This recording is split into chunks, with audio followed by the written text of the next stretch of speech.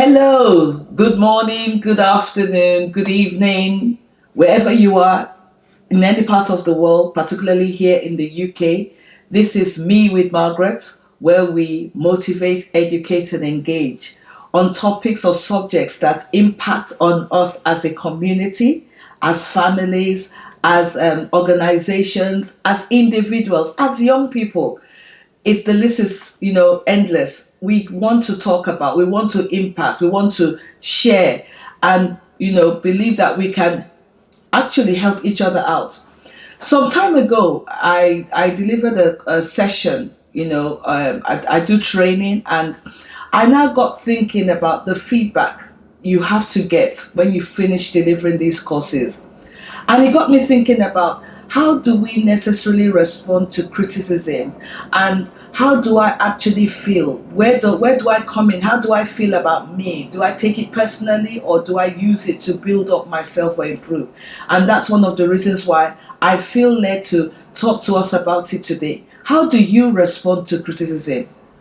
Do you take it as that I want to be better, or do you feel bad about the things you hear? So let's look at what it's all about, responding to criticism.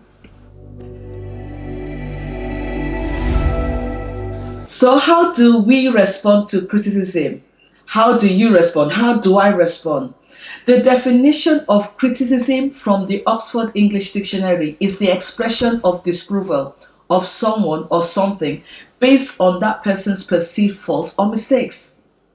Now, criticism of any kind can be very hard to swallow, especially when it involves something that you have invested your time and your effort and your resources. You put in everything you can, and inherently we all want to have people commend us. We want people to praise us for a job well done. Everybody, that's the human aspect of our lives. However, let's be honest, we need to have criticism that is constructive, because the objective is that we have a good outcome. Good constructive feedback can help us. It can help you, it can help me improve in every endeavor, and it can guide you towards new heights you need to get to. And maybe you've not been there yet, but you really need to get there. Again, this is not to say that giving and taking constructive criticism is easy, because actually it's not. But when you know how to take it, you become a better person.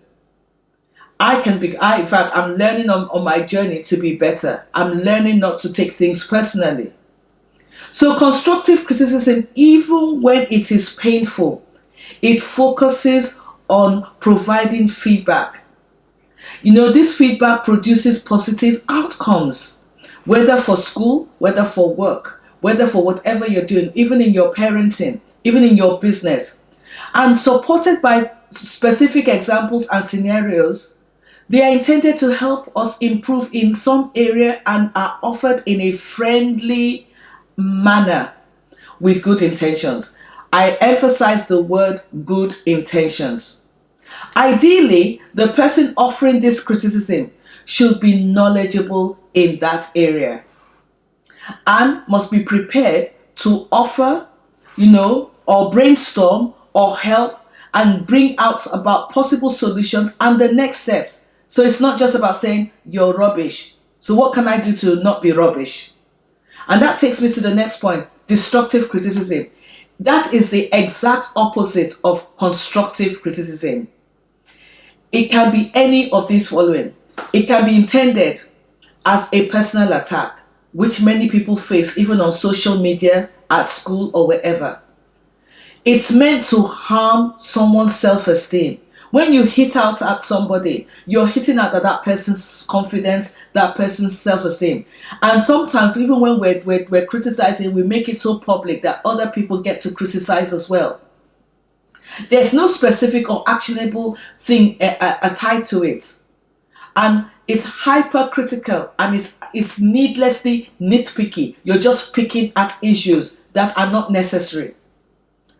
I personally find criticism difficult. I won't lie to you. So whether it's constructive or destructive, I've had to learn on my journey. because I tend to get defensive. That's my human nature, and I'm learning.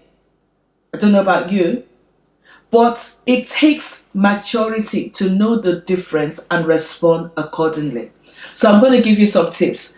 Like I said before, I'm using my experience to speak to us today. Here are some tips on how to react to criticism. Let's avoid immediately reacting. So before responding, take a deep breath and resist the urge to react or respond or argue. Because that's the personal us, that's us coming out. The popular principle of counting 1 to 10, I believe will help you here. So you breathe and you count. If it's possible, remind yourself that constructive criticism can help you get better. And that's what I try to do. I try to think about it. Let me hear what this guy said. Let me see what they can help me do better with my recording, with my training, with my meetings, with whatever. Another thing that I struggled with is listening to understand, not to respond. Take time out to listen. Listen, listen, listen. Then you can also connect the feedback to your role, not to your person. For me, that is massive. So I take it that it's not about me, but what I'm doing. And then you can also thank the person giving you the feedback. You can ask questions, but don't challenge that feedback. Because these are the things that have helped and are still helping us on our journey. I want to be better. I'm not there yet, and neither are you. So this is just to let you know that we will face criticism. We will face it, whether it's constructive or it's destructive, but we can respond. We choose the way we respond so that we can be better at what we're doing, whether in our business, our homes, our workplaces, our relationships. So thank you for watching me today. I hope you would like this, you will subscribe, and you will share, because everybody needs to hear this. Thank you.